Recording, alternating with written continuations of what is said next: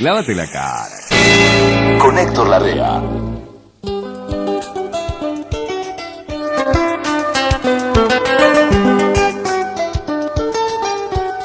Bien.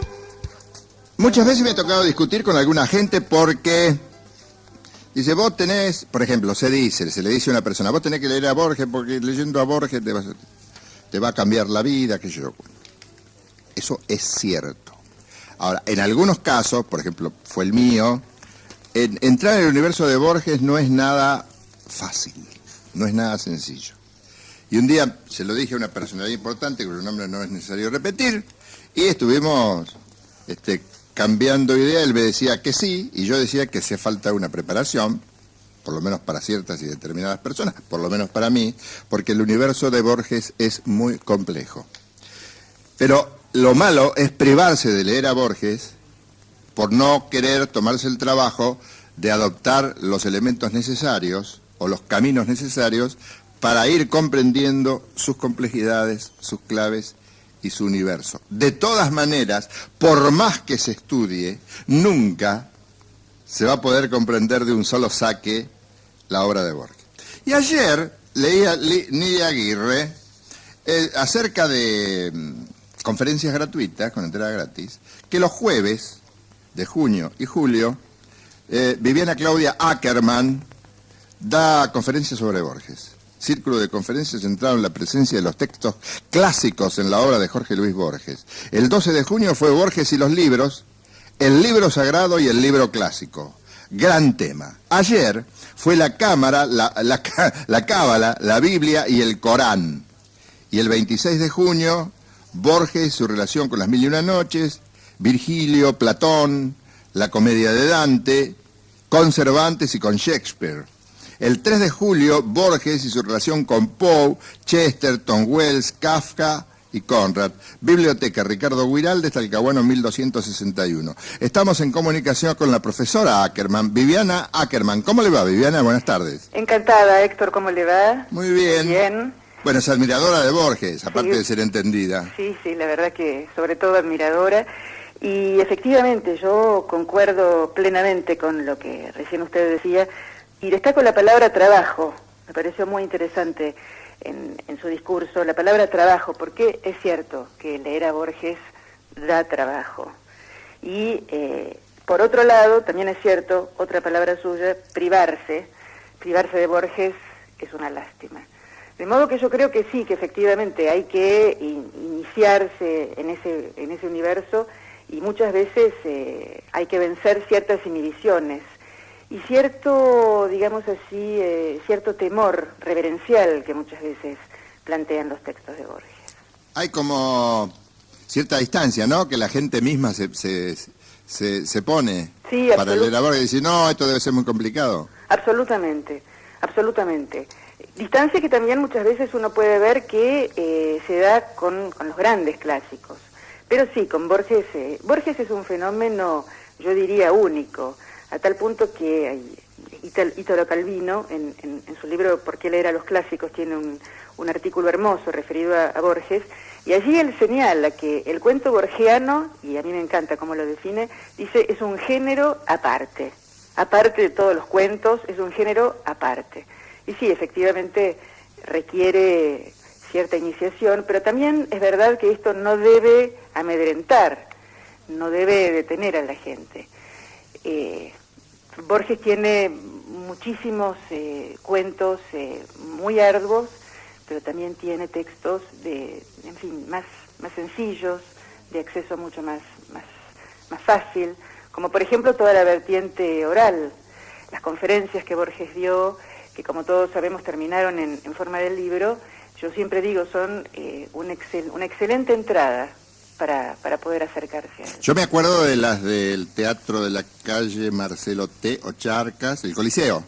Claro, las que tuvieron lugar en el Coliseo, que son las que terminaron en el hermosísimo libro Las 7 Noches. ¿Sabe que hubo grabación de eso, no? Sí, Fueron publicadas y vendidas como grabación en disco de vinilo, y después fueron retiradas, no se publicaron más.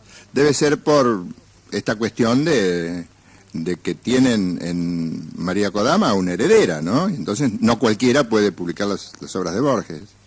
Sí, esa es toda una cuestión, la de la publicación. ¿Sí? Es cierto. ¿Usted recuerda los diálogos con Ferrari en Radio Municipal? Sí, desde ya. Bueno, eso no se publicó más. Los diálogos con Ferrari, además, debo decir que a mí en particular me gustan porque es un excelente entrevistador. Es un excelente entrevistador en el sentido de que lo acompaña mucho a Borges. Lo acompaña en sus, tanto en el humor como cuando Borges quiere desplegar alguna noción. Siempre lo acompaña y eso realmente para mí es un plus. Usted dice el vocablo exacto, lo acompaña. Exacto. Es como un músico que acompaña a un actor o a un cantor. Porque usted vio que en los diálogos con Ferrari, Ferrari establece un tema y Borges se va para donde quiere. Claro. Pero nunca Ferrari le dice, no, pero recuérdese que estábamos hablando de tal cosa. Exacto. Lo deja ir y salen cosas maravillosas. Y salen cosas maravillosas justamente porque tiene el talento de saber acompañarlo, sí, y de saber seguirlo, y esto supone de saber escucharlo. Y bueno, es algo realmente muy hermoso. Ahora, fíjese una cosa, Viviana, fíjese una cosa, profesora. A mí me produce un gran atractivo la musicalidad de todos los textos de Borges.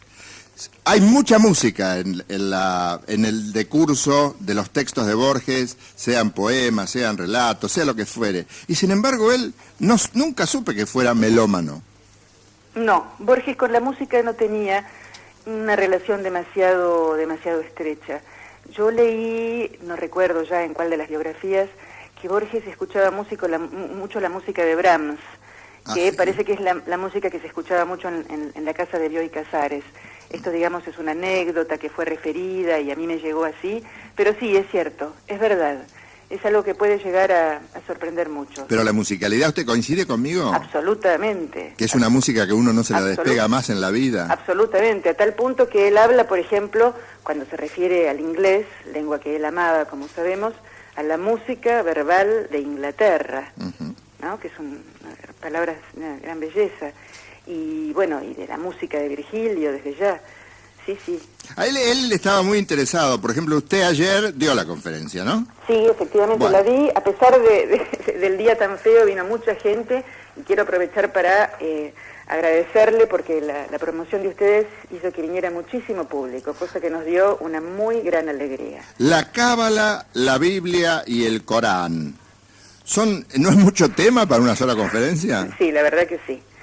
La verdad que es un tema, es un título que quizá puede sonar un poco aplastante, pero... No, digo por todo lo que contiene, ¿no? Sí, desde ya que es de una inmensidad inabarcable, pero bueno, desde luego que yo hice unos cuantos recortes.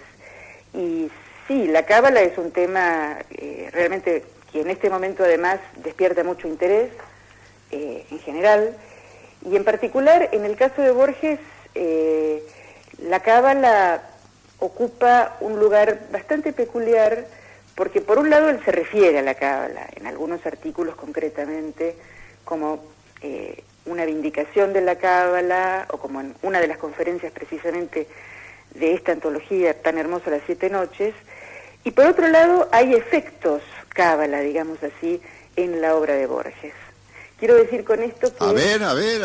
Claro, efectos Cábala, con esto que quiero decir que, bueno, la Cábala es una tradición místico-religiosa, judía, que interpreta fundamentalmente el Antiguo Testamento y en particular el Pentateuco, y otros libros también del Antiguo Testamento, como los Salmos, etcétera.